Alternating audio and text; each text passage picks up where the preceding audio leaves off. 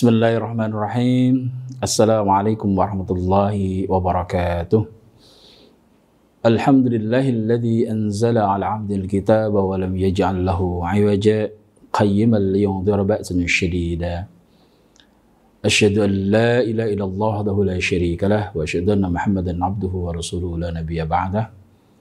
Allahumma fassalli wa sallim wa barik ala sayyidil mursalin sayyidina wa maulana Muhammadin wa ala alihi wa ashabihi ajma'in, amma ba'du. Hadirin hadirat rahimakumullah, banyak orang lantas mengidentikan puasa ini dengan imsak, atau istilah imsak ini biasanya lantas identik dengan puasa. Selama ini orang memahami imsak itu adalah merupakan jeda waktu di mana mereka yang sedang bersantap sahur bersiap-siap karena menjelang azan subuh, mereka harus segera menyelesaikan santap sahur tersebut. Tapi sebenarnya imsak itu tidak hanya sesederhana itu. Kalau kita tahu bahwasanya secara etimologi, secara bahasa, makna puasa itu adalah imsak, yang bermakna adalah menahan diri. Dan tanpa disadari sebenarnya di balik makna imsak yang bermakna menahan diri sebuah filosofi kehidupan.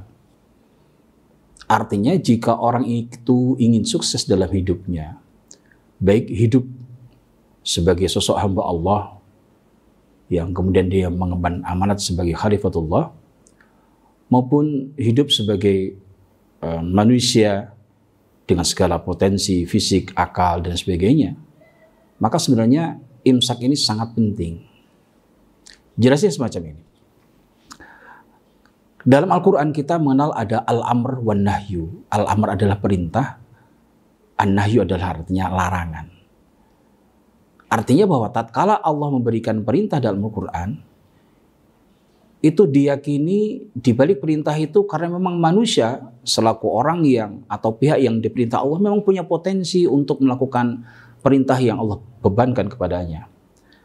Dan sebaliknya, ketika Allah itu memberikan larangan, maka hakikatnya bisa dipahami bahwa di balik pelarangan itu karena memang manusia itu potensi untuk melanggar apa yang jadi larangan Allah Subhanahu wa taala.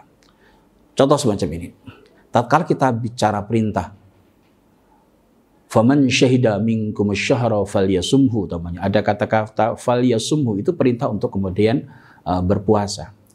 Karena memang manusia dengan segala kelengkapan yang ada dalam dirinya, memang dia punya potensi untuk bisa berpuasa. Artinya jika manusia itu berpuasa sesuai dengan syariat yang telah Allah tetapkan, maka dia tidak akan mungkin mati. Karena memang tujuan puasa itu bukan dalam rangka untuk menyakiti manusia, tapi justru agar manusia itu sehat. Maka Rasul mengatakan sumu tasihhu, kan semacam itu. Artinya sekali lagi bahwa memang manusia dengan segala perangkat yang ada di dirinya, dia punya potensi untuk mampu berpuasa. Mengapa diperintahkan? Karena memang itu mampu. Sebaliknya, umpamanya di surat lain Allah atau di ayat lain Allah berfirman, innamal khamru wal maisiru wal ansabu wal azlamu rijsum min amalis syaitan fajtanibuhu.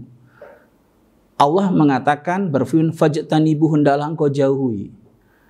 Artinya bahwa memang apa yang telah Allah sebutkan tadi, innamal khamru khamar wal maisiru, dan kemudian itu judi, wal ansabu wal azlamu rijsum min amali syaitan, merupakan bagian dari perilaku yang biasa dilakukan oleh setan, itu bisa juga dilakukan oleh manusia.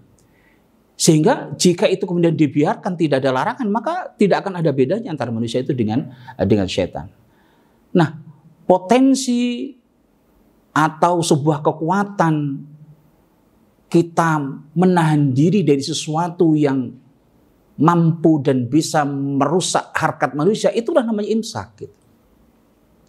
Jadi sekali lagi bahwa imsak itu jangan hanya kita pahami sebagai sebuah jeda waktu di mana seorang sedang santap sahur bersiap-siap, dia harus waspada jangan sampai kemudian adzan dia masih makan sehingga itu bisa membatalkan puasanya. Tapi lebih daripada itu, sebenarnya di balik kewajiban puasa yang jika itu dirundut ya dari kata-kata imsak itu sendiri, ini merupakan sebuah filosofi kehidupan. Yang maknanya adalah apa? Bahwa hidup kita ini akan sukses, akan bahagia, akan selamat fid dini fid dunya wal akhirah jika prinsip-prinsip imsak itu kita terapkan dalam kehidupan kita. Dan perlu kita garis bawahi, itu bukan sekedar dalam rangka kita menjalankan agama kita. Tapi di balik itu semuanya, termasuk tatkala kita kaitkan dengan kesehatan. Mohon maaf, mengapa orang menderita diabetes? Salah satunya karena dia tidak mau imsak dari hal-hal yang menyebabkan dia itu kena penyakit diabetes. Contoh, dia terlalu banyak mengkonsumsi gula, kemudian dia banyak stres, dia banyak mengkonsumsi makanan-makanan yang bisa menimbulkan kadar gulanya. Berarti ketika dia kena diabetes, berarti dia tidak imsak dari apa yang menyebabkan dia diabetes. Begitu juga penyakit-penyakit lain, mulai jantung, kemudian paru-paru, kemudian penyakit yang lainnya. Sekali lagi itu diakibatkan karena dalam diri manusia tidak ada sebuah skema yang disebut dengan imsak. Dan demikian hadirin, mari filosofi imsak ini lantas kemudian mewarnai kehidupan kita. Bukan saja mewarnai kehidupan keberagamaan kita dan religiusitas kita, tapi juga mewarnai dalam kehidupan keseharian kita. Sehingga kita bukan saja sehat secara rohani, tapi kita juga sehat secara fisik, kita sehat secara spiritual. Sehingga yang Allah harapkan dari puasa agar terbentuk sosok manusia yang takwa itu bisa terwujud dan terrealisasi. Demikian mudah-mudahan apa yang kami sampaikan bermanfaat. Wallahu muwaffiq ila aqwamit thoriq, wallahu musta'an ila sabilir rahman. Wassalamualaikum warahmatullahi wabarakatuh.